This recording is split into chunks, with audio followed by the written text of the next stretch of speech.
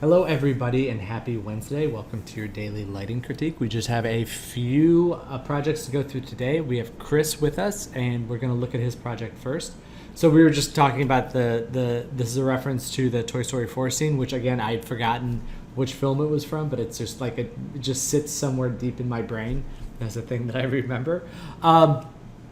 So a few things that I am that I was looking at this, and I think it's vastly improved. I think it's looking really nice. I think there are some, obvious, like I love that he's interacting with the volumetric light now. I think that's working so well. So you can see it as he pops up here. You can kind of you feel him moving through the light, which is so important. Again, the dust particles are looking really nice. Everything's integrating really well. There's just a few small minor areas that I think that can improve this. Are you sharing your screen right now, Mike? I'm not. I'm just talking to nobody. Oh, okay. Apparently that was something that I should probably do. Okay, so let me keep playing this. There we go. All right. So we got the character bopping up here. I love that it's interacting with the light, like I said.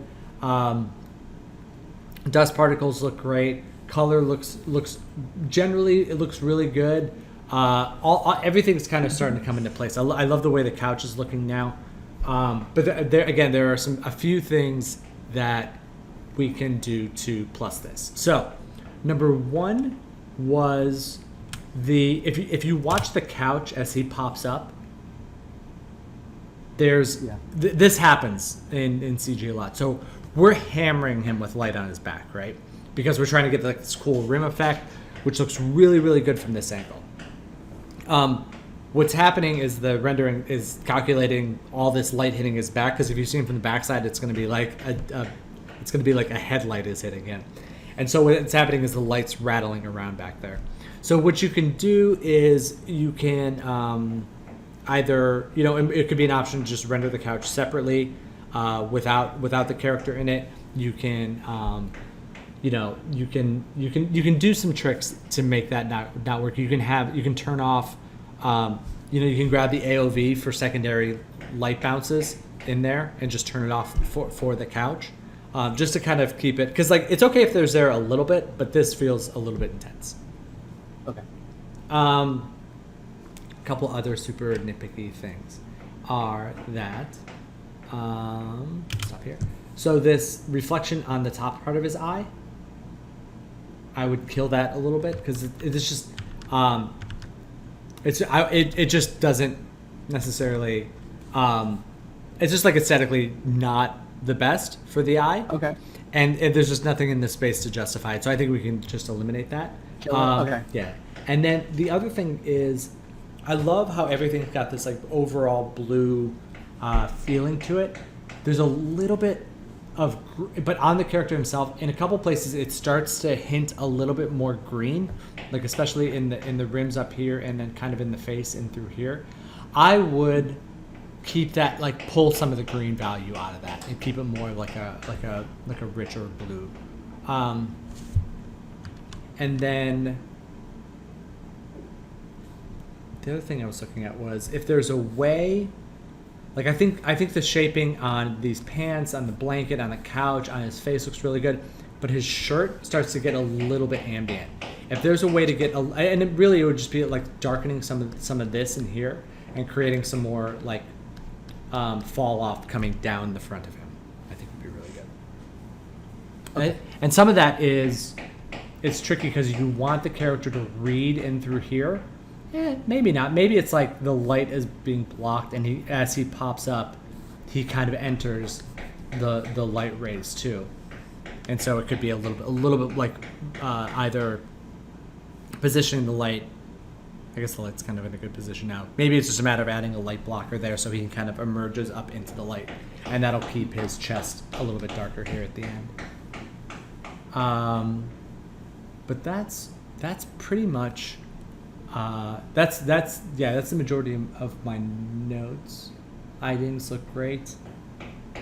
Subsurface on the ears is a little strong, but I think it's okay given the lighting scenario.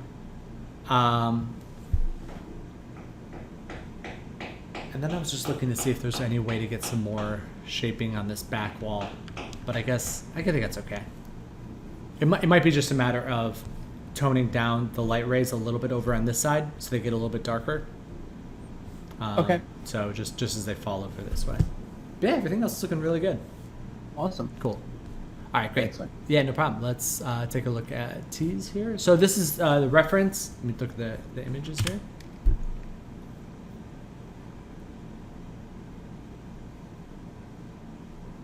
All right, cool. So jumping back to the reference, like some of the things about this that make this really nice are the color scheme.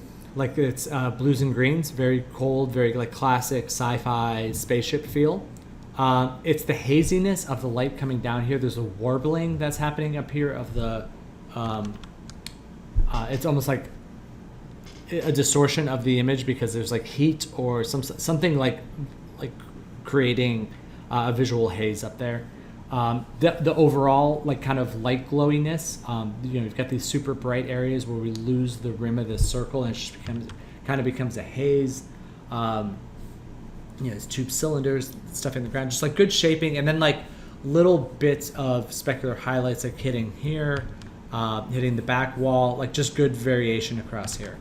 So with this as our inspiration, let's take a look at this. So the biggest, a few of the things that stand out are that we really want to focus on if we're matching that reference is a softness of light and getting that haze in there and getting that color in there. So before we even worry about like character lighting or anything else. So these hard-edged lights are not helping us achieve that goal. So I think it's softening the radius on the edge of it with the settings within the spotlight. It's also increasing the radius of the light itself to create more softness because you don't want to see this hard line separation. You want this kind of softer transition that's going on. So that's one.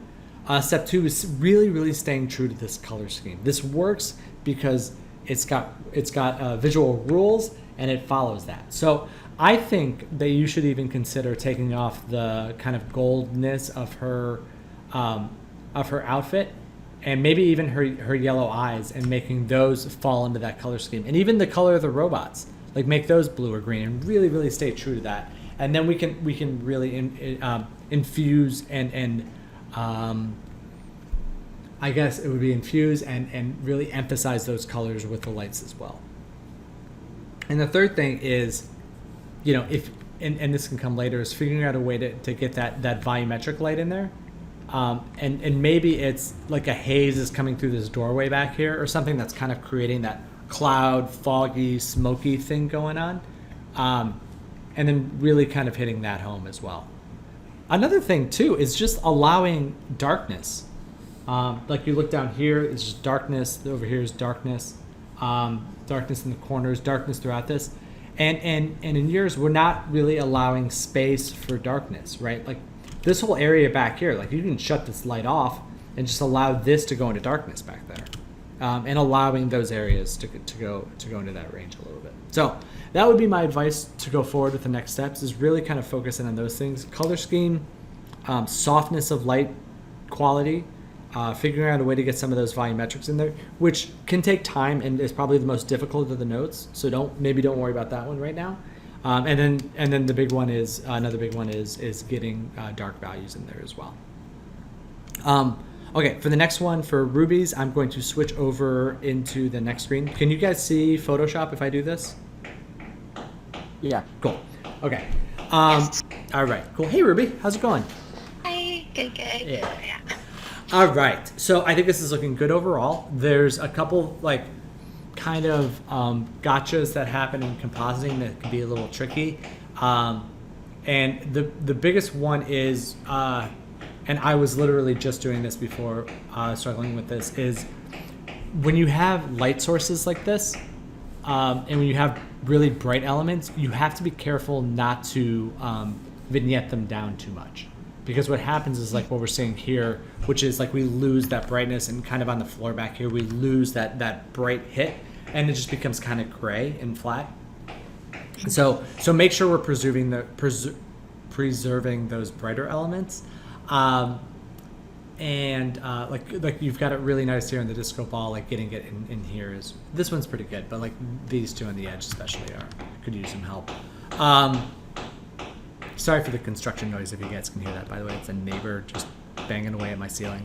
And then there's a little bit of and this might be in the plates, but there's a little bit of a separation between the characters and the shadows. I would just make sure that's behaving accurately. And then I would, just because, okay, I would color correct these characters more to be in the blue range, just because we see kind of the basic primaries of reds and yellows and blues, and kind of like, and by reds I mean these magentas. I guess there's some red there, some magenta, yellows, and then but in here is kind of more greens, and that's really the only time that we see that color. So I would just shift them more into the blue realm. And then also see if we can get a little shadow underneath them too. So, I don't know if I think I did put it in the message. Mm-hmm. I'm having issues with the Roto paints. Okay. Like, every time I try to make one, and I put it, and then I kind of click around, Mm-hmm. it moves like out of the picture. Got it. Okay, I can tell you why that's doing that. Sure. Let's load in. A lot of. Okay. It's a really really common error, and it's kind of a silly thing. Let's see. Hold on. Just like desktop. Today is Wednesday. Clear your sound. So what's happening is if like something like this, if I take this and I create a roto, not a grade, a roto, and like I draw it here. And then let's say I make a constant, just merge this over, and now when I'm looking at, and this kind of exemplifies what's going on, but the thing that's happening is your roto is living off the page now. Like if I click this, it's actually over here when I was looking at this before it's on, and this is because your project aspect ratio isn't set the same as your image. So the way that you do that is you just click anywhere in this gray area down by the nodes and you hit the letter S, and that'll bring up this dialog box. And this is where you set your resolution. So I think this one was like 380. It was. Yeah, I think it's like that. So now what it is it's making everything, including your roto node, the same. Like it's basically making it the same aspect ratio as everything else, because when you draw a roto, it's like kind of drawing it absolutely into like, pixel number 3000, blah blah blah blah blah, and then when you start to look at like something, maybe it's 1920 by 1080, it's like it's way off the side, you don't see it anymore. So just make sure so the solution is make sure you just hit S and make sure you set your resolution to whatever your final resolution is, and then in this case, so like this is bigger than that. Like let's say we wanted our final resolution to be whatever normal 1920 by 1080. You would just then take this, add a reformat node, and you would scale it down to size. And your roto would still be off, but the idea is that you would do your roto like you always would do this reformat first, and then do your roto after that. Do I have to put the reformat to the roto too?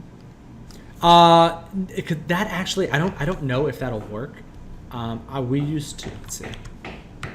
Yeah, it actually doesn't work because again the roto lives kind of in absolute space, so you would actually kind of need to redraw it, which stinks.